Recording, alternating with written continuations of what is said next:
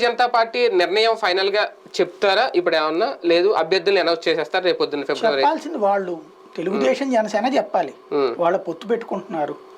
BJP మాతోనే ఉందని పవన్ కళ్యాణ్ చెప్పుకొచ్చాడు సమాధానం చెప్పాల్సిన పవన్ కళ్యాణ్ కానీ బీజేపీ కాదు ఎందుకంటే బీజేపీ మొదటి నుంచి తెలుగుదేశంతో మేము లేవని చెప్తుంది అంటే ఒక నడ్డానో ఒక అమిత్ షానో దీని మీద ఒక ప్రకటన చేస్తారు వాళ్ళు ఏం చేయరు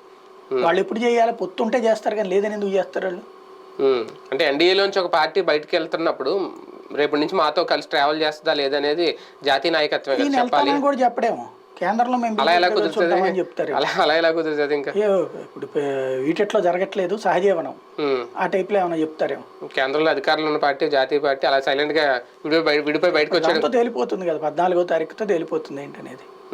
సింగిల్ గా పోటీ చేసేంత ధైర్యం భారతీయ జనతా పార్టీకి ఉందా అంటే గెలుస్తామనే ధీమానా లేదంటే ఒక టెస్ట్ ఒక ప్రయోగం మా బలం ఎంతో చూసుకోవడం వరకు మాత్రమే పరిమితం అవుద్దా భారతీయ జనతా పార్టీ ఎప్పుడు సింగిల్ గా పోటీ చేసే ధైర్యమే చేస్తుంది మధ్యలో వీళ్ళు వచ్చి దూరడం తప్పించి ఆ సింగిల్ గా పోటీ చేసి ఎదగాలనుకుంటుంది మన తెలంగాణలో సింగిల్ గా పోటీ చేస్తేనే 8 సీట్లకు వెళ్ళింది 14% ఓట్లు వచ్చినాయి ఇక్కడ కూడా అసలు అట్లా చేద్దాం అనుకుంది కాబట్టి దాన్ని అట్ట పోనీయకుండా చెడగొట్టింది మధ్యలో మళ్ళీ అధికారంలోకి వస్తుందని చూసో ఆంధ్రప్రదేశ్ లో కూడా ఓటు శాతం పెరిగే అవకాశం ఉందా భారతీయ జనతా పార్టీకి నాకు తెలిసినంత వరకు నాకున్న అవగాహన మేరకు అయితే 100 కంటే ఎక్కువ ఓట్లే వస్తాయి పోటీ